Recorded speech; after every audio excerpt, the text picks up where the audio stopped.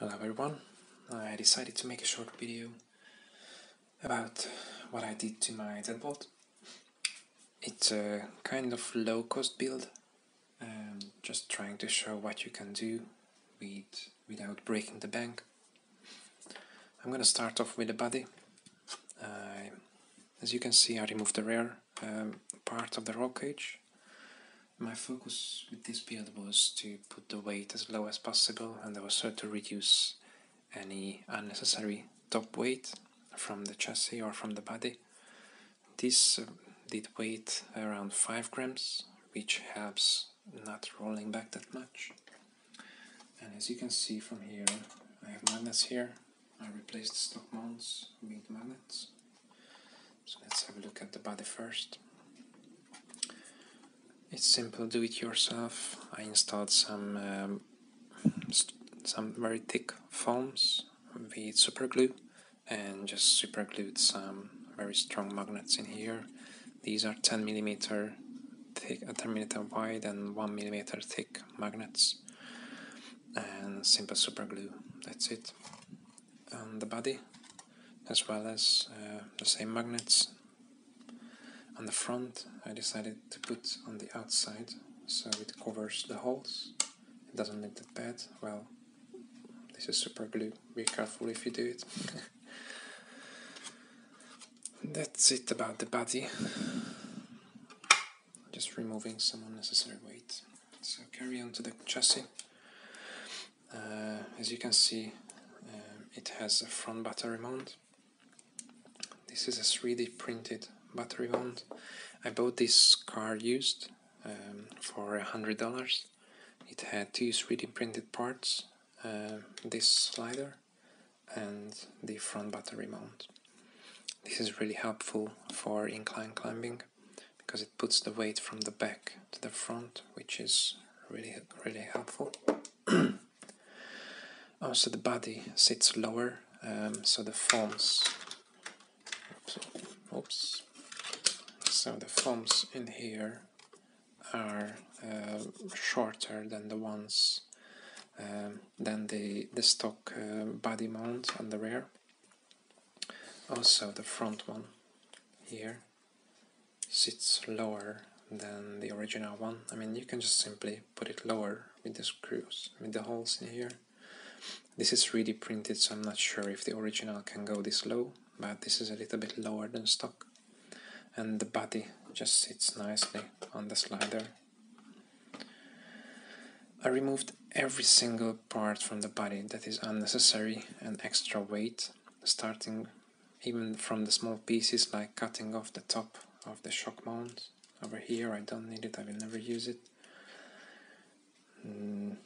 Some of you might think it might be useful later, but I don't want to scratch out the body too much, and even with this, the tire is almost hitting it. So this is just like the perfect fit for me. So I'm only using this hole, which is perfect for me. The front one, I'm using the stock mount. It's more or less at the stock position.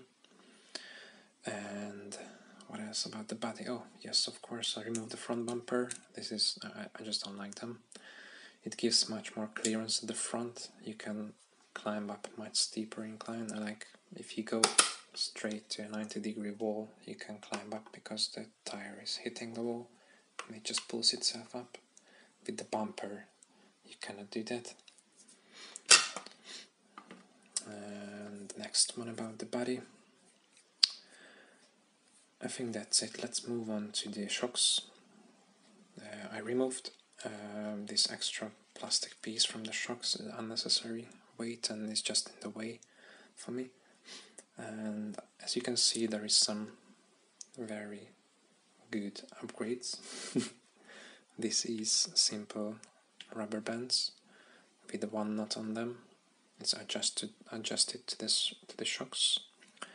This is the drop shock mod, which means when you go uphill, it pulls the shocks in, so it doesn't let the shocks unload themselves.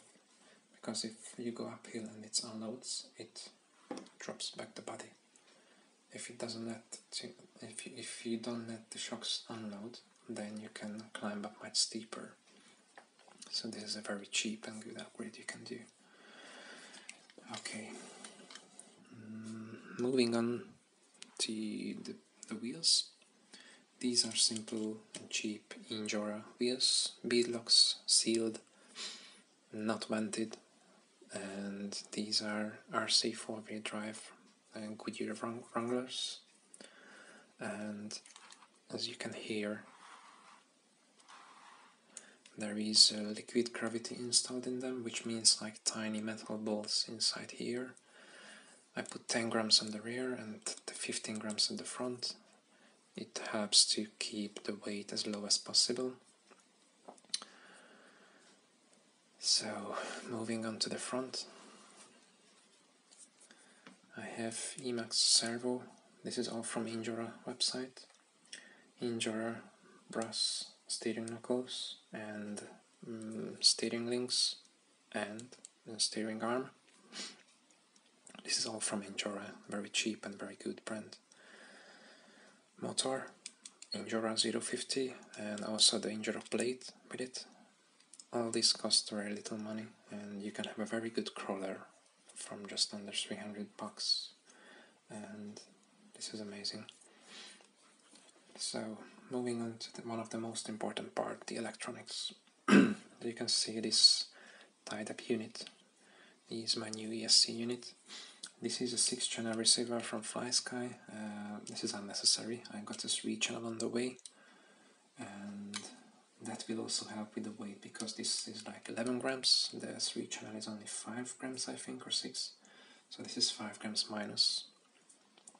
It will be 5 grams minus. And this little thing here is my ESC.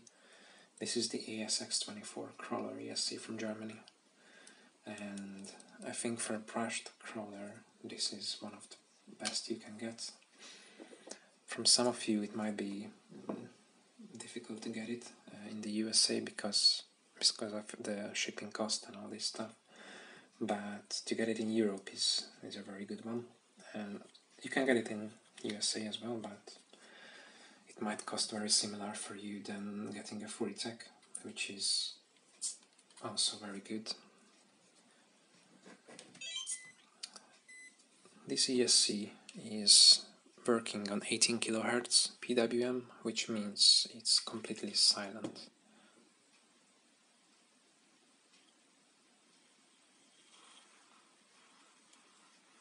There is no beeping noise. It's not 8 kHz like the version 2. It works very slowly. It's very sensitive, and just a perfect ESC for a brushed motor. It's very tiny, it's only 9 grams, and it fits almost anywhere. So, that's it about my build. I was focusing on very low CG with a stockish look. From the outside it doesn't look like a lot of things changed, but removing all these unnecessary weight helps a lot with climbing uphill. I mean, this almost stock looking car does 62 degrees uphill and 54 downhill, and which is very good, like 42 degrees on the side when side hilling. And one of the reasons behind this that the drop shocks helps a lot. Like when you're going to the side, your body is almost straight, so your body is not lifting and it don't want to roll down.